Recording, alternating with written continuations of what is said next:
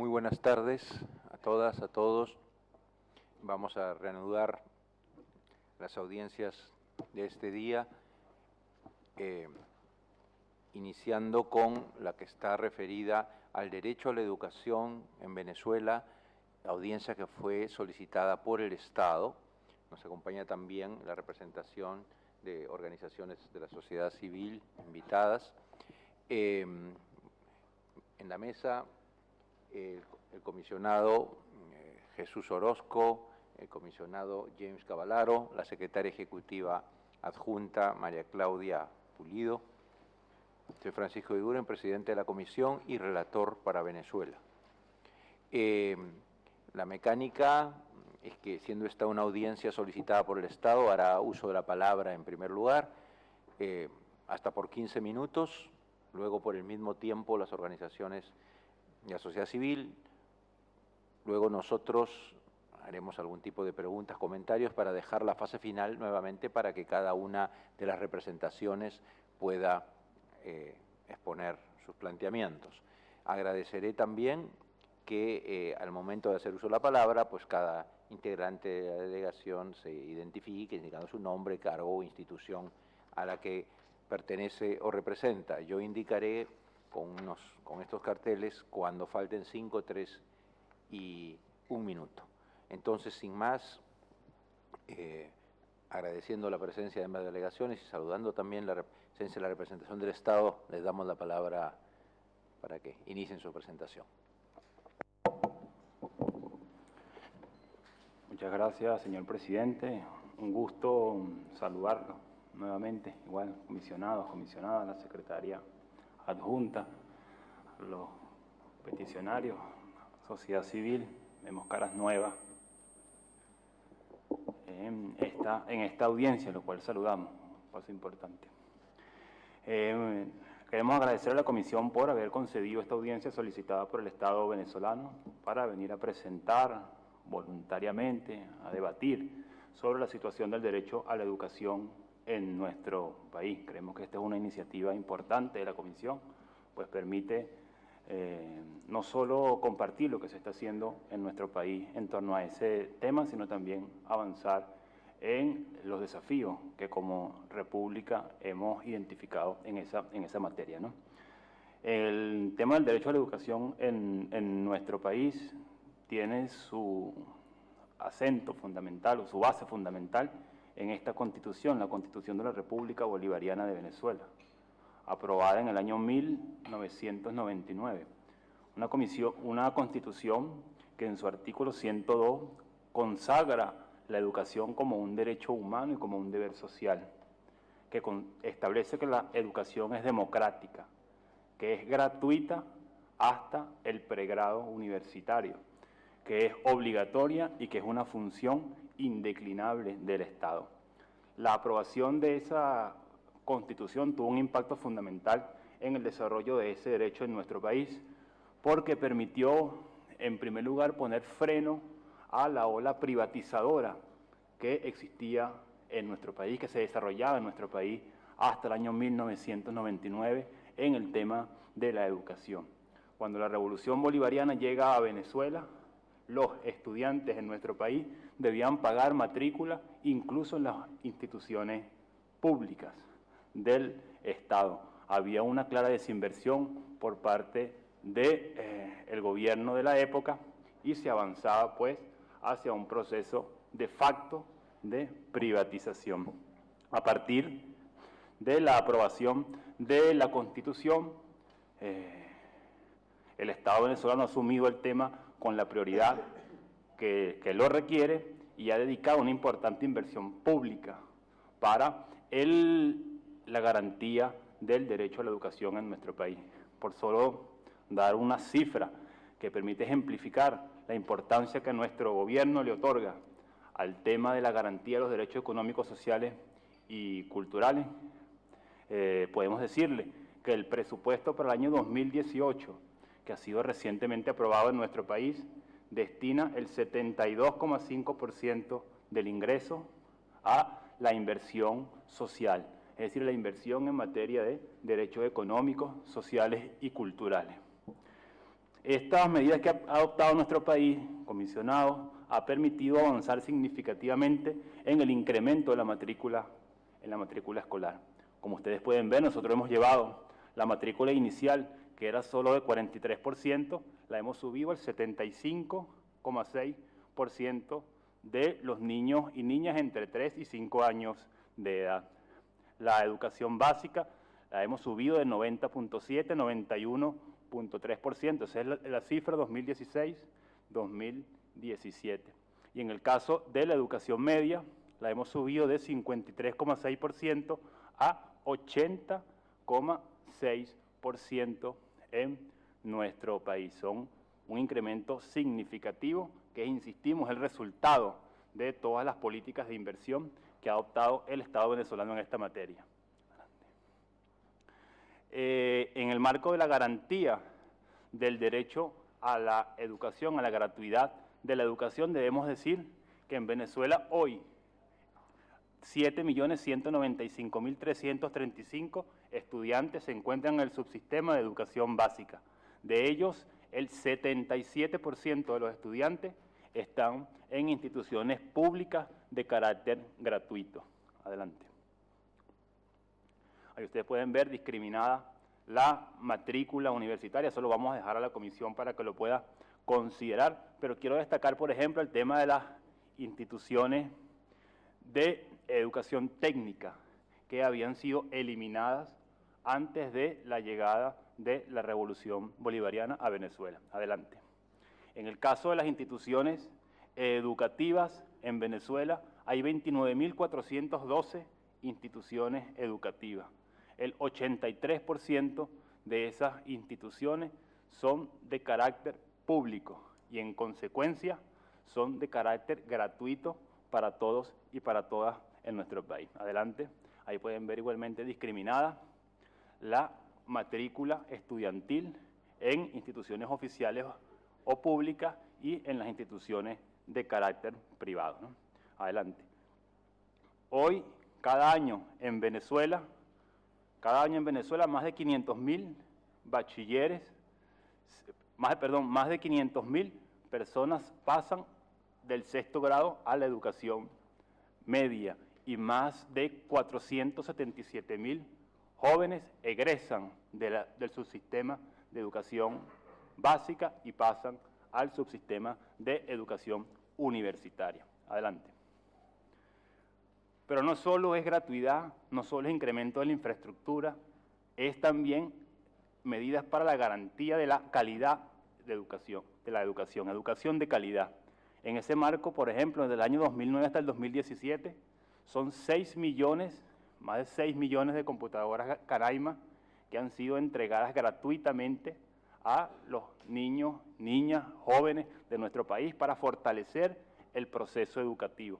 Solo desde enero de este año hemos entregado 157.734 gratuitas a los niños, niñas y jóvenes de nuestro país. Adelante.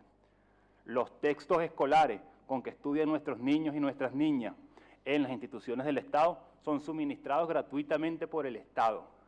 Se han entregado a la fecha casi 100 millones de textos de la colección Bicentenario, suministrados, insistimos, por el Estado venezolano. Para este último periodo fueron más de 1 millón de textos de la colección Bicentenario. Adelante. Este es un tema muy importante porque tiene que ver con el programa de alimentación escolar que se desarrolla en nuestro país. ¿Qué es el programa de alimentación escolar? Un mecanismo que permite el suministro de la merienda o el almuerzo en las instituciones educativas de nuestro país.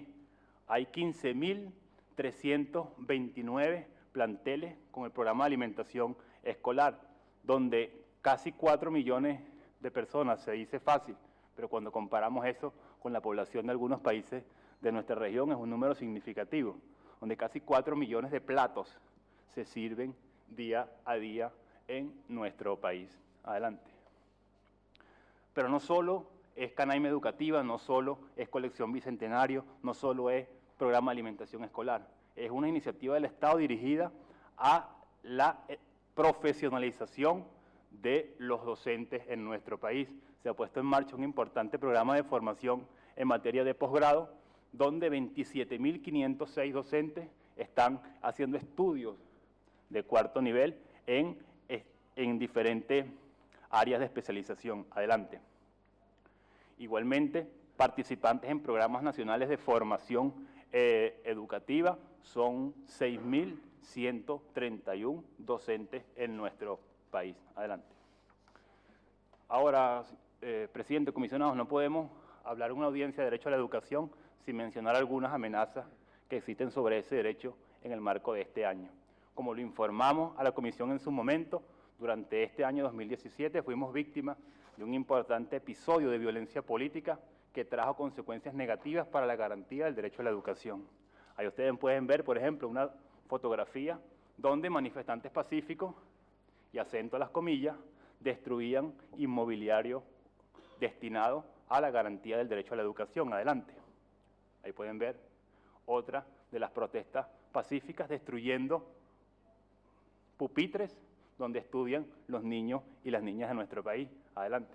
Y esa, por ejemplo, esa foto son del incendio a un centro de educación inicial del Ministerio para la Vivienda, que fue literalmente quemado por los grupos que promovieron la violencia en nuestro país. Adelante. Y antes de cederle la palabra al viceministro, no podemos dejar de referirnos, presidente y comisionado, a las recientes medidas adoptadas por el presidente de los Estados Unidos contra nuestro país. Como ustedes bien lo saben, el 25 de agosto del 2017 se formalizó una medida de bloqueo económico y financiero contra la República Bolivariana de Venezuela. Un bloqueo que restringe la capacidad de financiamiento de nuestro país, que restringe la capacidad de gestión de recursos que necesita nuestro país para la garantía de los derechos económicos, sociales y culturales. Un bloqueo que, como lo señaló el relator especial de la ONU sobre medidas coercitivas unilaterales, tiene una repercusión devastadora sobre los ciudadanos de los países en desarrollo, y la experiencia histórica así nos lo demuestra. Creemos que ese es un elemento que amenaza, pues, todas las políticas que se han puesto en marcha en nuestro país y que creemos que la Comisión debe considerar en el marco de esta audiencia, en el marco de su trabajo de seguimiento de la situación de derechos humanos. Quiero darle la palabra a nuestro viceministro Andrés Eloy Ruiz, viceministro de Educación Universitaria. Buenas tardes, señor presidente y demás miembros de la comisión. Buenas tardes, miembros de las organizaciones que nos acompañan. Andrés Eloy Ruiz, viceministro de Educación y Gestión Universitaria. La educación superior o universitaria es un derecho humano de primer orden y un deber fundamental. El Estado bolivariano la asume como obligación y campo de máximo interés y se caracteriza por su carácter de respeto a todas las corrientes del pensamiento, abierta a todas y a todos para el beneficio espiritual y material de la patria.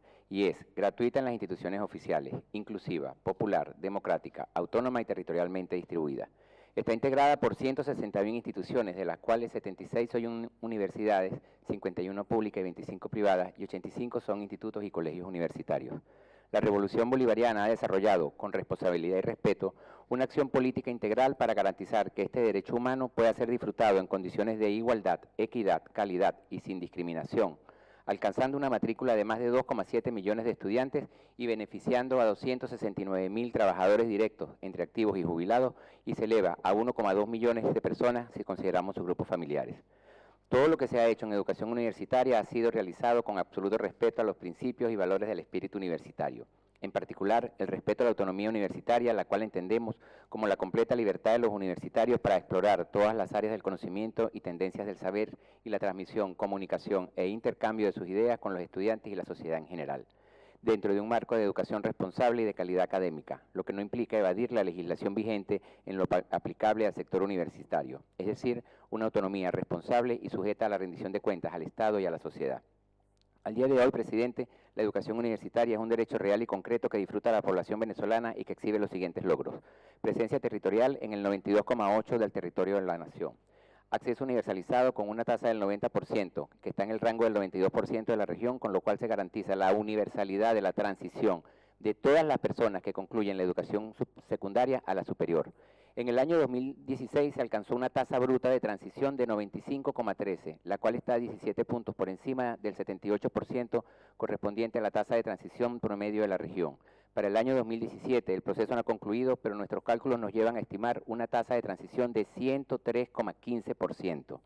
Para dar acceso a la educación superior a poblaciones de trabajadores, campesinos, indígenas, se han creado 3 universidades especializadas, como son la Universidad Bolivariana de los Trabajadores, la Universidad Campesina y la Universidad Indígena de Venezuela. Como ya mencioné, nuestra matrícula de pregrado es de 2.703.489.000 estudiantes, con lo cual se mantiene una tasa bruta de matriculación de 105,57%, siendo el segundo país en la región con más alta tasa. Un indicador corrobora este dato. El número de estudiantes de educación superior por cada 100.000 habitantes para el año 1999 era de 2.700, hoy es de 9.929. La garantía de gratuidad en la educación oficial permite que 1.960.000 personas puedan estudiar sin pagar matrícula alguna. Esto representa el 72,53% de la matrícula y coloca al país como el segundo con mayor porcentaje de educación pública y gratuita. Para la atención de los estudiantes se brinda el apoyo a través de programas de becas, comedores, atención de transporte estudiantil, atención de salud, otorgamiento de equipos, instalación de wifi. En materia de investigación, el esfuerzo se expresa en 10.382 investigadores registrados en el programa de estímulo a la innovación e investigación, lo que representa 0,7 investigadores por cada 1.000 habitantes y que es correspondiente con la media de la región de 0,8 y lo recomendado por la UNESCO de 1. En atención a los trabajadores, tenemos inversiones en este año con la firma de las contrataciones colectivas por encima del 1,5 millones de bolívares, el 1,5 millones de bolívares, en un régimen laboral que beneficia con jubilación temprana a los 25 años de empleo y que garantiza pensión vitalicia a todos los trabajadores universitarios con pensiones indexadas al 100% de la remuneración de los pares activas. En cuanto a presupuesto, la Revolución Bolivariana en el año 2016 invirtió 488.000 millones de bolívares y para el año 2017 la inversión va a ser de más de 2 millones de bolívares directamente. De los retos que tenemos, señor presidente, uno de los puntos pendientes es la agenda de educación universitaria para la evaluación institucional.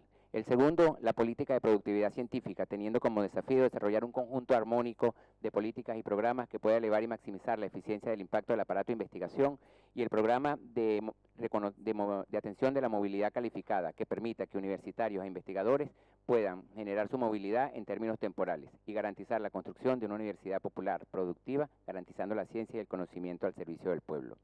Señor presidente, la presencia en estos espacios la interpretamos como una oportunidad para seguir transformando nuestro sistema educativo. Podemos darles nuestra seguridad que recibimos de buen grado las palabras que acá puedan decirse y las revisaremos con criterio académico, respeto y amplitud. Muchas gracias. Muchas gracias.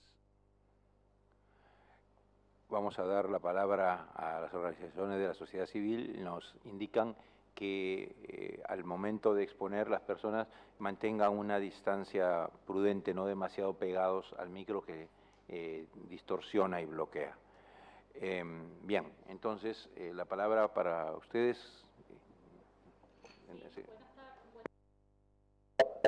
Sí, buenas tardes. Mi nombre es Mayra Hochevar. Soy profesora de la Universidad de los Andes y directora del Observatorio de Derechos Humanos de esa misma universidad. Me acompaña el profesor David Gómez Gamboa de la Universidad del Zulia y director de la ONG Aula Abierta. Representamos una coalición de 9 organizaciones y centros universitarios de derechos humanos que visibiliza la situación de la educación superior en Venezuela desde la perspectiva de los derechos. En el año 2003 se inicia un proceso sistemático y deliberado de erosión de la autonomía y la libertad académica con el objeto de someter la educación universitaria a un proyecto político sectario y excluyente. Este proceso tiene lugar básicamente en 2 ámbitos. Uno, institucional, mediante la creación de universidades paralelas, subordinadas al Ejecutivo Nacional, en las que se ejercen prácticas sistemáticas de discriminación por razones políticas y en las que se expulsa a estudiantes por el mero hecho de elegir ver un canal diferente al del Estado, un canal de televisión.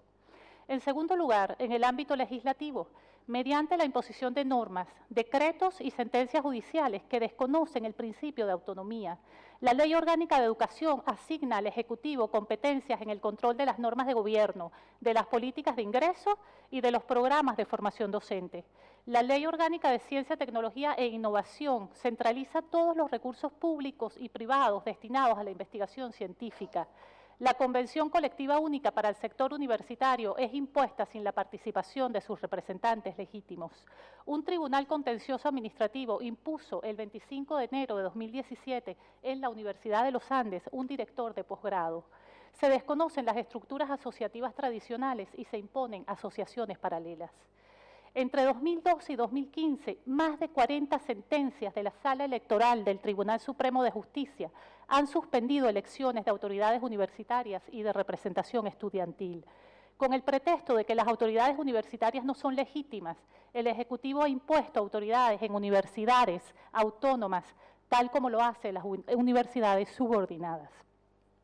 El pasado 2 de octubre, una sentencia del Tribunal Contencioso Administrativo prohibió la realización de concursos en la Universidad Central de Venezuela, calificando de ilegítimas a sus autoridades.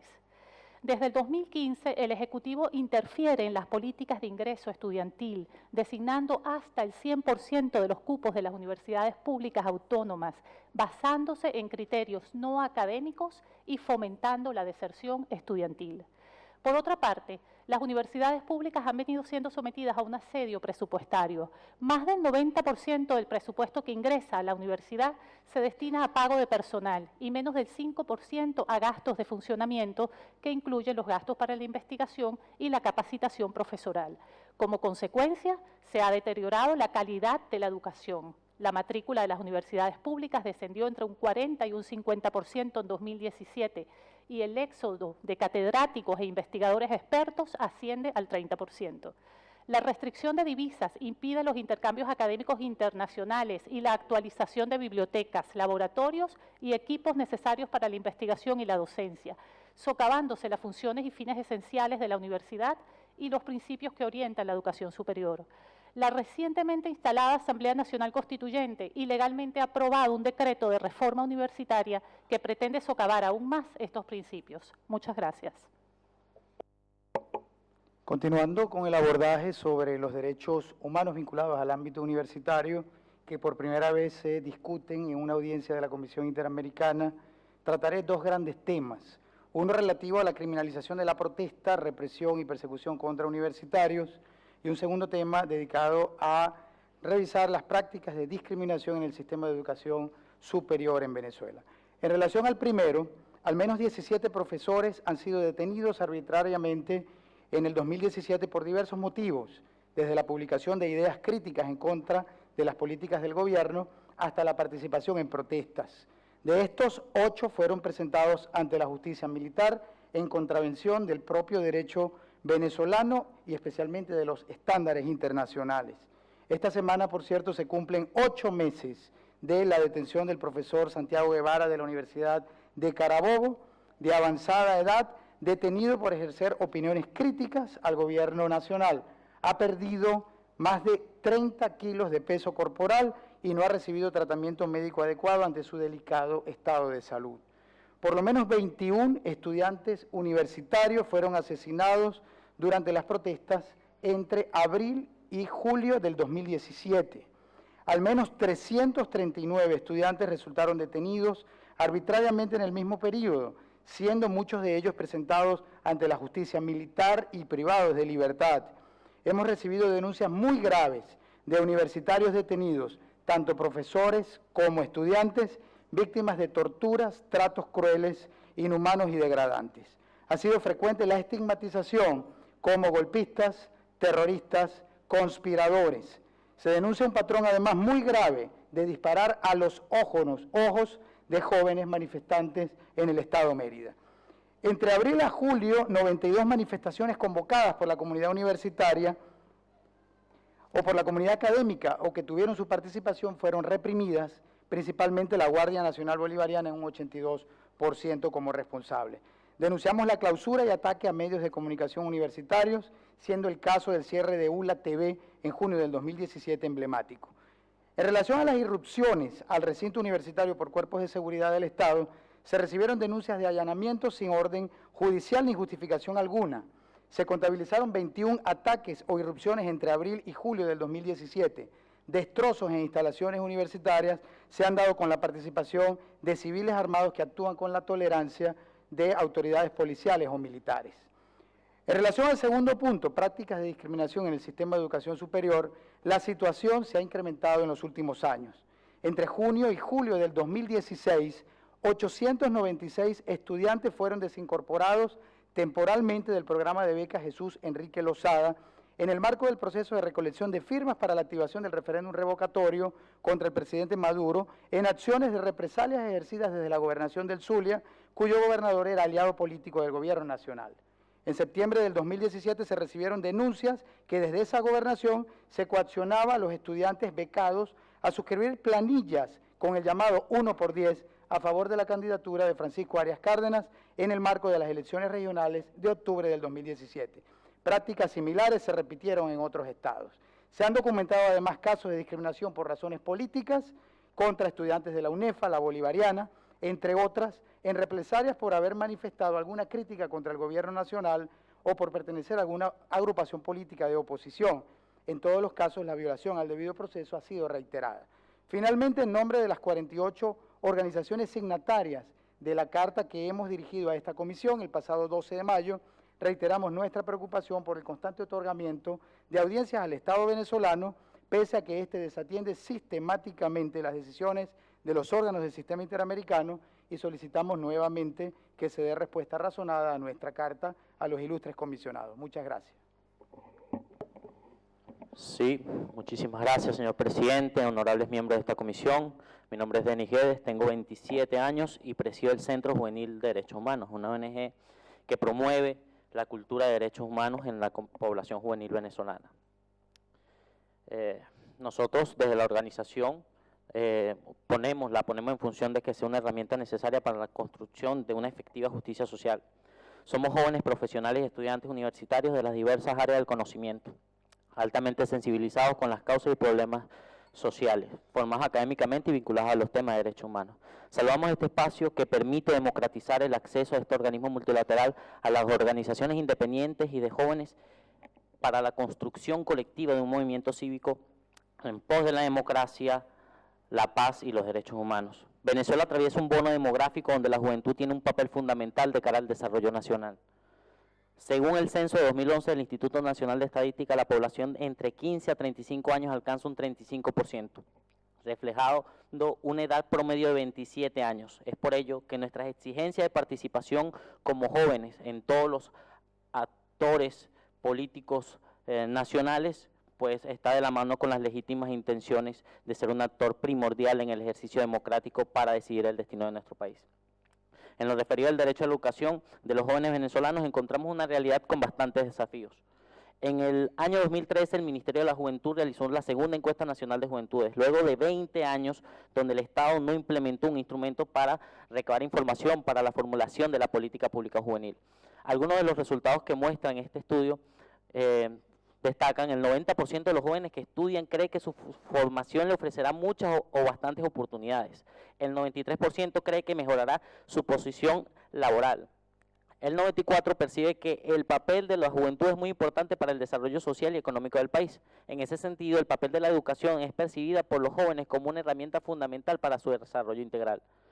Contar con más de 150 centros de educación universitaria, también una matrícula de 2.7 millones de estudiantes universitarios, además algunos reconocimientos por organismos multilaterales, es significativo, pero no es suficiente para los retos que tenemos los jóvenes de cara a las actuales y difíciles condiciones económicas que significativamente inciden en el ejercicio concreto de este derecho. Vemos con preocupación las medidas unilaterales de sanción de carácter económico, financiero y comercial ejecutadas por algunos gobiernos extranjeros a la República Bolivariana de Venezuela, que pueden impactar en la garantía del derecho a la educación de los jóvenes estudiantes venezolanos que luchan por metas de superación, poniendo dificultad en el ejercicio de una educación de calidad. Vemos también con preocupación la limitación del ejercicio del derecho a la elección de nuestras autoridades universitarias en las universidades autónomas, donde los jóvenes deben enfrentarse a unas prácticas antidemocráticas, ya que el voto de un profesor equivale a 40 estudiantes. Inclusive los empleados y obreros no tienen acceso al ejercicio democrático, siendo ellos parte importante de la comunidad universitaria. Sumado a ello, las universidades han desconocido una decisión del más alto tribunal del país, dictada en 2011, que ordena la elaboración de un nuevo reglamento de elecciones universitarias que permita la igualdad de derecho al voto y la participación de todas y todos los miembros de la comunidad universitaria en igualdad de condiciones.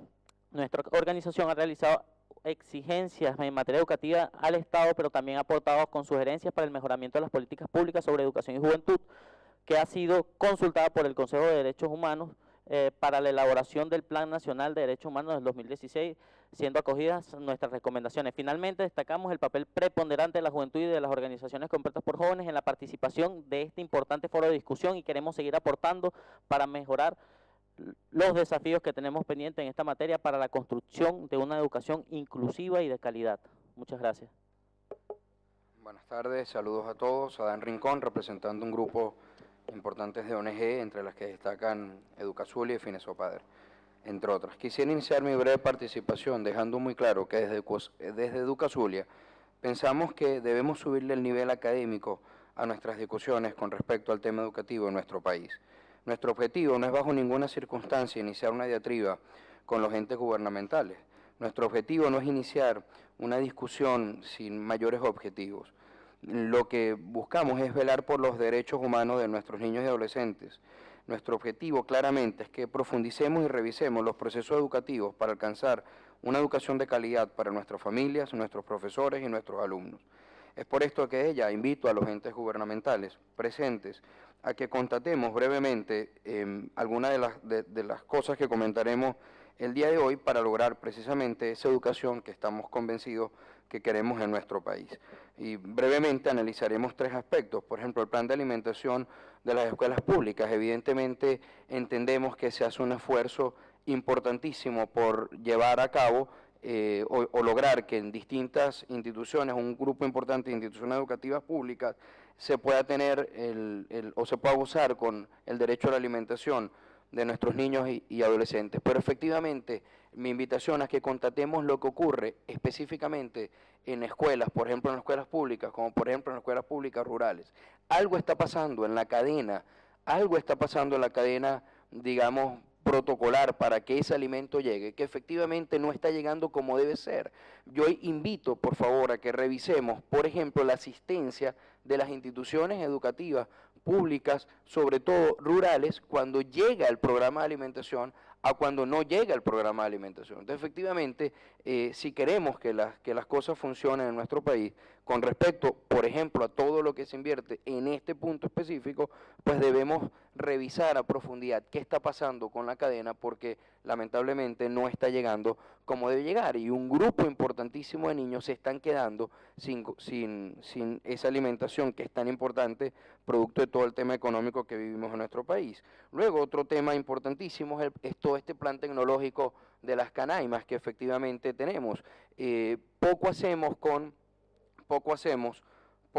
con entregar millones de canaimas o millones de laptops a nuestros alumnos, a algunos de nuestros alumnos y a algunos de nuestros profesores, si efectivamente no participamos o no trabajamos en software educativo importante, o nuestros profesores o nuestros alumnos no saben cómo trabajar. Entendemos que existen instituciones que trabajan en la materia, pero efectivamente no se llega. Para muestras un botón, yo invito a que revisemos, por ejemplo, algunos de los mercados populares de Venezuela, como vemos que lamentablemente se venden laptops, se venden tablets, canaimas, y por supuesto, pues porque no tienen, o en muchísimos casos estos propios alumnos que se les regala una laptop, se les extraída por ladrones, pues todo el tema de las laptops y la computadora. Y ya para concluir, no quiero dejar hablar del currículum. Efectivamente, en Venezuela era necesario un nuevo currículum. Pensamos que sí, después de 50 años sin tener un currículum, y definitivamente necesitábamos nuevas mallas curriculares.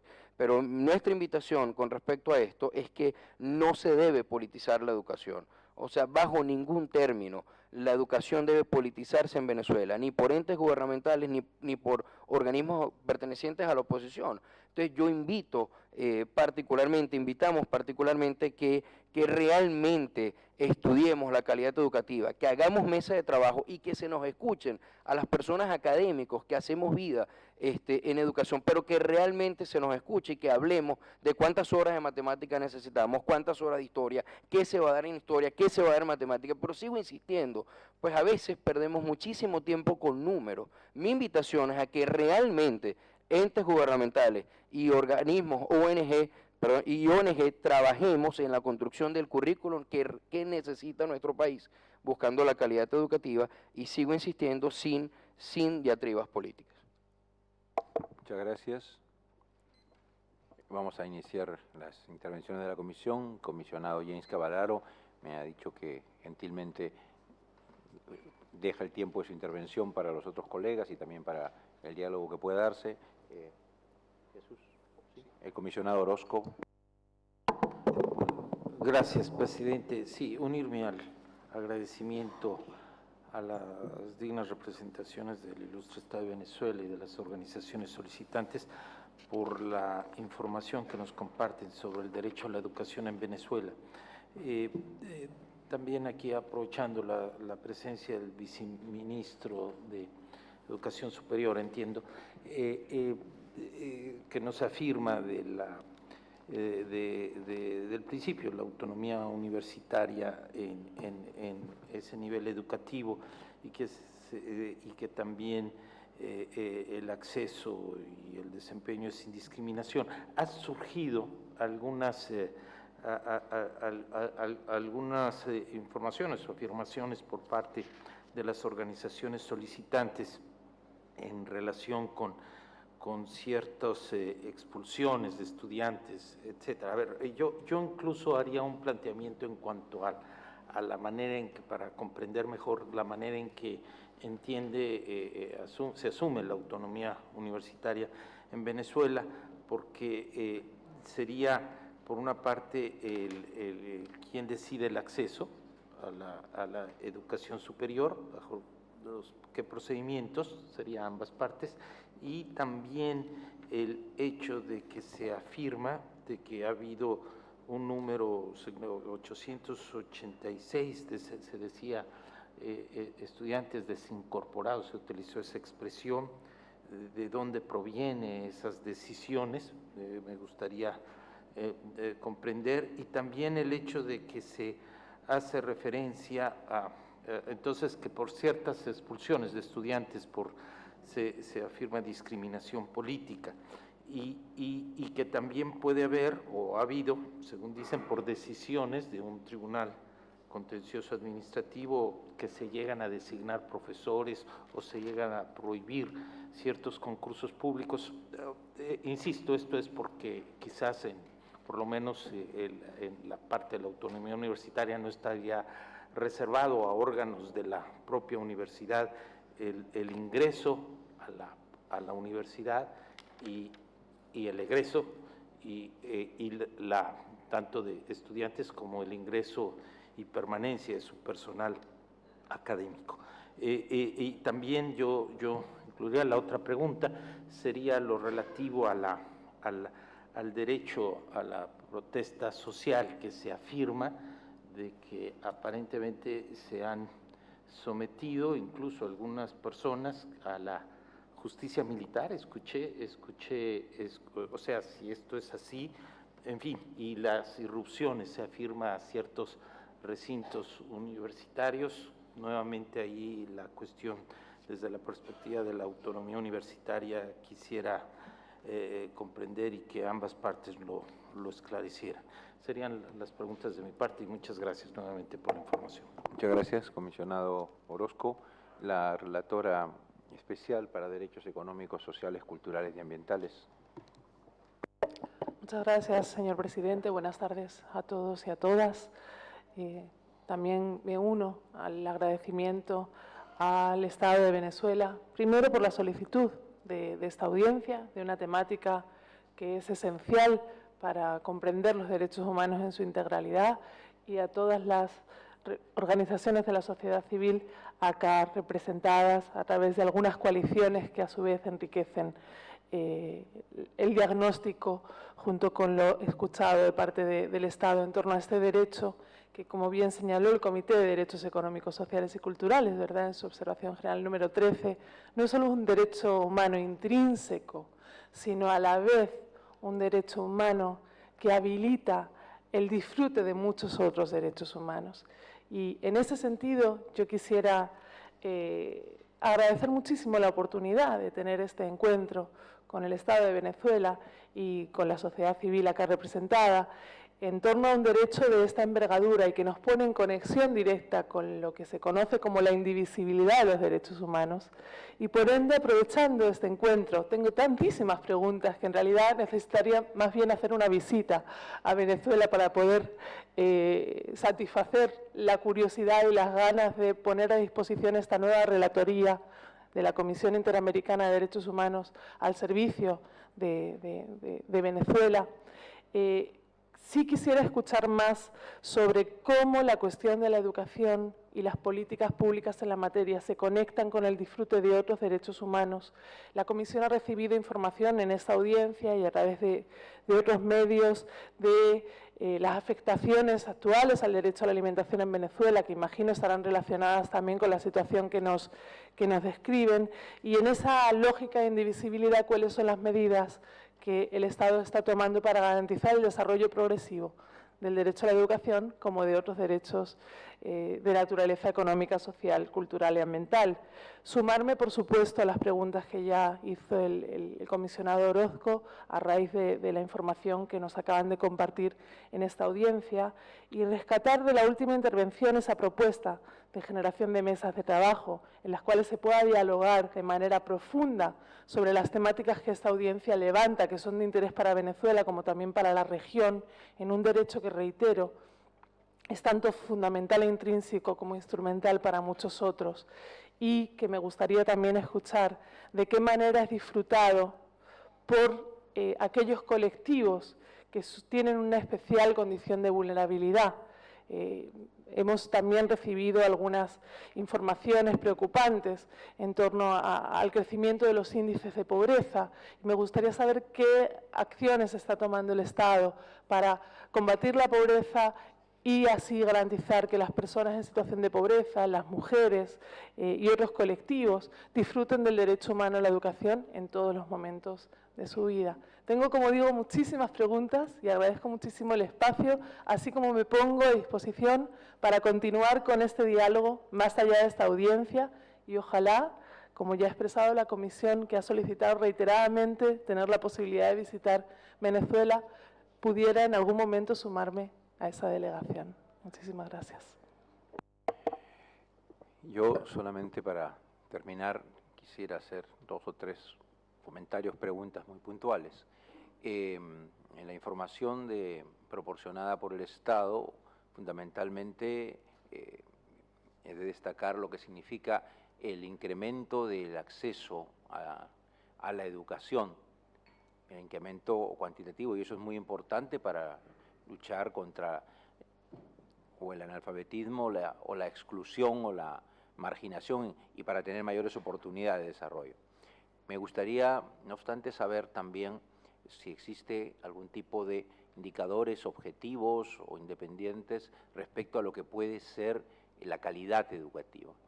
Es decir, el tema del resultado de la labor educativa, también las condiciones para el desarrollo de la actividad educativa en cuanto a las condiciones materiales de colegios, de los centros universitarios, disponibilidad de recursos, no solo para sus docentes, sino también para la infraestructura de lo que puede suponer actividades de investigación, laboratorios, equipos de apoyo a la tarea educativa. De otro lado, también por supuesto es una pregunta abierta para ambas representaciones, ¿no? Del lado de sociedad civil me ha dado especial interés este cuestionamiento a interferencia o impedimento a la organización autónoma y la representación a nivel de las entidades educativas, ¿no? Parte importante de la autonomía universitaria es la autonomía también de gobierno, del ente, de su administración, la elección de sus autoridades. Quisiera conocer un poco más de ambas partes respecto a ello, y también me gustaría saber, sobre todo en el plano ya no tanto escolar sino universitario, cómo la carencia de recursos económicos, la crisis que ha sufrido Venezuela por el tema del petróleo y otro tipo de dificultades, ha afectado el normal desarrollo de la actividad educativa y universitaria. Entonces, daría la palabra a cada una de las partes hasta por 6 minutos.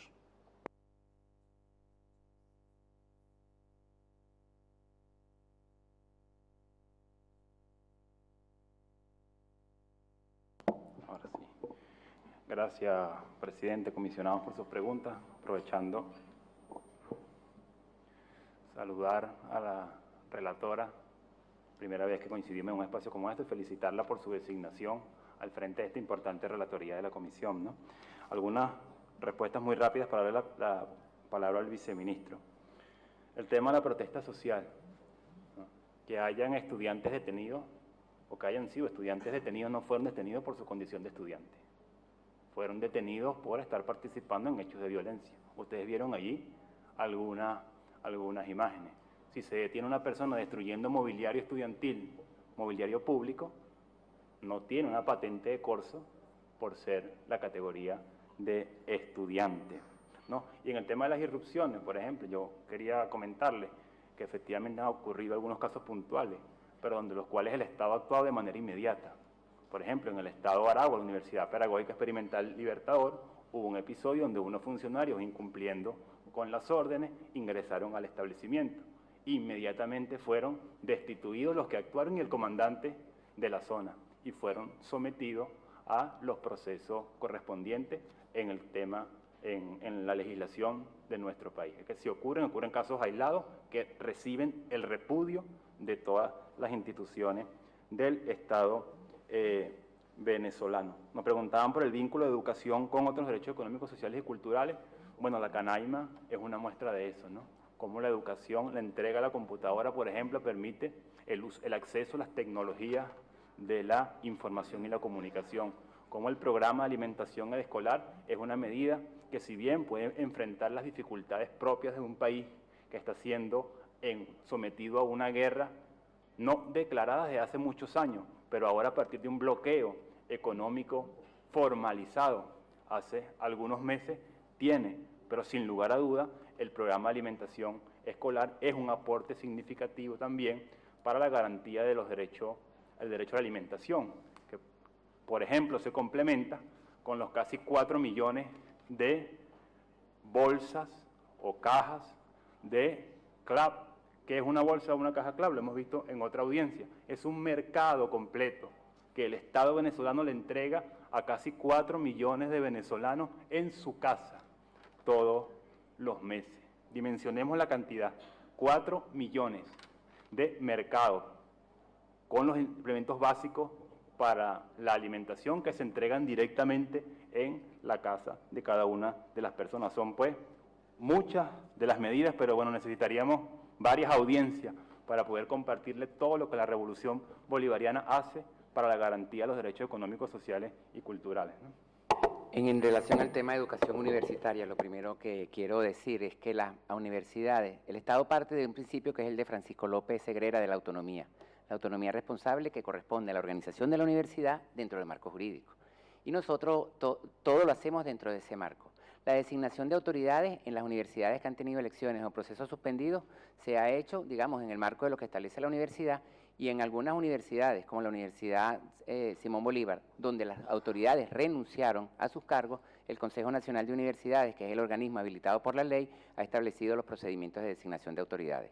Con respecto a la designación que tiene que ver con el tema de los profesores designados o los concursos, todo eso corresponde a la responsabilidad de la universidad en materia laboral con sus trabajadores. El Estado no ha intervenido en eso. De hecho, el profesor que fue incorporado en la Facultad de Derecho, tanto en el caso de la directora de posgrado como el doctor Gromico, son profesores activos, algunos y otros jubilados de la misma Universidad de los Andes, que ejercieron derechos ante el Consejo, ante decisiones del Consejo de Facultad, ante decisiones del Consejo Universitario de la ULA. El ámbito de la autonomía permite que los universitarios se defiendan de las decisiones de sus propios cuerpos colegiados. Y esas decisiones a las que refieren nuestros compañeros aquí presentes están en el marco de eso que corresponde a la vida universitaria de los universitarios que no se sustraen al tema laboral. Con respecto a un tema interesante que tiene que ver también con la autonomía, ya bueno, hablé de la autonomía, la situación de los profesores, respetamos completamente eso. Con respecto al incremento en el acceso, no solamente que es importante, sino que lo hemos estado acompañando con un conjunto de medidas para garantizar la prosecución. Por eso hablé de beca, 250.000 platos de comida distribuidos diariamente. Y quiero indicar rapidito, las movilidades de matrícula, es decir, las mermas de matrícula que se han dado en algunas universidades nacionales, ha sido migraciones internas al sistema. Resulta que un padre de familia percibe que la universidad no es eficiente académicamente cuando un estudiante que es asignado en el año 2016 para cursar estudios en una universidad, la universidad lo inscribe para cursar estudios en el año 2018. Cuando un estudiante percibe que un semestre que tiene que durar 18 semanas, dura 10 meses, por interrupciones que son estrictamente realizadas por las universidades sin condiciones materiales creadas. Un indicador de esto es, por ejemplo, la tasa de egresados que ha habido en las universidades privadas, que fíjese, es donde debiera pegar más las condiciones económicas. En el año 2016, el indicador de egreso de las universidades privadas, la cantidad bruta, fue cerca de 80.000 títulos universitarios de universidades privadas. En el año 2010, eso fue en el año 2014. En el año 2016, esas mismas universidades privadas graduaban 95.000 personas. Y lo digo directamente porque es mi oficina la que le corresponde la firma y refrendo de todos y cada uno de los títulos de las universidades privadas. Por último, queremos saludar la iniciativa y planteamiento de nuestro compatriota Adán Rincón sobre la necesidad de conseguir puntos de encuentro para discutir temas sustantivos a la educación. Por ejemplo, qué cosa va dentro de una canaima, por ejemplo, la manera en que se implementa o se modifican los diseños curriculares de nuestras universidades, de nuestros liceos. En el año 2016... Le agradecemos su intervención. Un segundito. Estaremos llanos a recibir toda la información. Nuestra relatoría, sobre todo EDESCA, va a poder valorar esa información con mayor detalle. Lo que pasa que es el tiempo y las otras audiencias que siguen, si no, encantado. La palabra para la sociedad civil. Yo seré muy breve, rápidamente con el programa de alimentación. Sigo insistiendo en esto, ¿no? Vamos a ver si se cuentan con los productos, si se cuenta con lo necesario para todo el tema de alimentación. Sigo insistiendo que a los entes gubernamentales que por favor revisemos el proceso de distribución. No podemos cerrarnos a que efectivamente hay corrupción, o sea, no está llegando la comida a una cantidad de colegios que se tienen que llegar. Y me parece que es una pregunta importante para los entes gubernamentales, porque si se hace la inversión como debe de hacerse y no se está llegando, por favor, seguimos pidiendo porque existen muchísimos niños que se quedan sin comida y sigo insistiendo, revisemos por favor la cantidad, los alumnos asistentes en las instituciones educativas oficiales cuando no, sobre todo las rurales, cuando no se llega la alimentación. Entonces, si se hace la inversión social, ¿por qué no está llegando? Entonces, definitivamente pido que trabajemos en esa materia, que por favor se revise. Y con respecto a lo de las mesas de trabajo, tengo que decirlo que estamos totalmente a la orden, pero eso sí, sigo insistiendo que por favor se nos escuche. O sea, yo creo que debemos quitar todo el tema de la diatriba política y llamar a una cantidad de académicos que tiene nuestro país sin distinción política, que efectivamente, como lo sabemos, lo tiene y hay gente muy, muy preparada para trabajar y profundizar en la materia, y estoy seguro que trabajaremos en la calidad educativa que queremos. Muchas gracias. Sí, en consecución con lo que se está planteando acá, suscribió completamente lo que dice el colega activista de derechos humanos, y en ese sentido también quiero manifestar, ¿no?, la preocupación que tenemos nosotros. Muchos de los que componen el Centro Juvenil de Derechos Humanos venimos de la experiencia de ser dirigentes estudiantiles, y nos preocupa muchísimo también el tema de la calidad en los servicios estudiantiles, tal cual como con la pregunta generadora que hace el señor presidente, y bueno, creemos que el Estado ha hecho ciertas cosas para dignificar la comunidad estudiantil. Sin embargo, con todas las circunstancias económicas que estamos atravesando, nosotros del Centro Juvenil de Derechos Humanos, en conjunto con diversas organizaciones estudiantiles de base, hemos determinado que se ha deteriorado un poco, ¿no?, los servicios en la calidad de la prestación de los mismos. En ese sentido también, para finalizar, vemos con preocupación la calidad educativa, sobre todo en el ámbito de formadores de investigación. Creo que el ámbito de investigadores en la universidad venezolana. Es un ámbito que se ha debilitado mucho por la migración, como ya se planteó, de ciertos investigadores y profesores capacitados. Bueno, muchísimas gracias. Sí, muchas gracias a los comisionados por las preguntas. En relación a la primera, ¿cómo entiende el Estado la autonomía universitaria? Fundamentalmente en Venezuela se ha desarrollado, y mi colega expositora cronológicamente lo graficó, una política intervencionista en materia de las universidades. Una política que toca el plano normativo. Les vamos a entregar unos informes donde se desglosan distintos preocupaciones en relación a instrumentos normativos desde la Ley Orgánica de Educación, desde el sesgo, por ejemplo, ideológico que normativamente se impone en relación a seguir el plan, por ejemplo, socialista de la patria y otros instrumentos. Una política intervencionista que desde el año 2000, finales del 2010, ha impedido la elección, por ejemplo, de las universidades en relación a sus autoridades. Tenemos en la Universidad Pública Venezolana unas autoridades rectorales, decanales, que habían sido electas para un periodo de 4 años y han repetido inclusive sus mandatos porque las elecciones están suspendidas en Venezuela, fundamentalmente a partir de unas sentencias de la sala electoral. La colega explicó que hay más de 40 sentencias que inclusive tocan temas relativos a aspectos violatorios a la autonomía universitaria en el país. Una política, además, desarrollada que se ha basado en elementos de discriminación con algunos aspectos, por ejemplo, que resaltan la discriminación política. El comisionado Orozco preguntaba por el caso de los estudiantes de Fundalosada hoy, las famosas becas Jesús Enrique Lozada. Básicamente son unas becas, son estudiantes en el Estado Zulia que han sido becados por parte de la Gobernación del Estado Zulia para poder seguir, cursar los estudios universitarios en universidades privadas. El año pasado, entre junio y julio, en el marco de la recolección de firmas del referéndum revocatorio, a 896 estudiantes se les desincorporó temporalmente. ¿Y por qué digo temporalmente? Porque se les había desincorporado con una decisión aparentemente definitiva y por la presión de la sociedad civil, por la presión de las ONG y de las propias universidades, estos estudiantes entonces fueron reincorporados por una rectificación del gobierno regional, pero les hicieron luego firmar una serie de actas, compromisos, donde inclusive se les condiciona el ejercicio de sus derechos. Sí, creo que nos queda un minuto.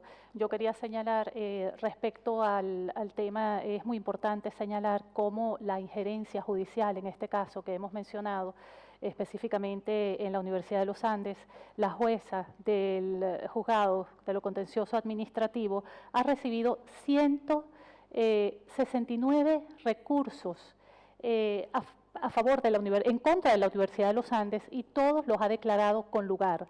Un recurso de amparo solicitado por un estudiante de la Universidad Bolivariana de Venezuela, sin embargo, fue declarado sin lugar y negada la medida cautelar, dejando a este estudiante, Rafael Avendaño, sin el derecho a la educación. Entonces, creo que hay que leer a la luz de esta falta de independencia del Poder Judicial, la agresión o la injerencia judicial en las universidades venezolanas.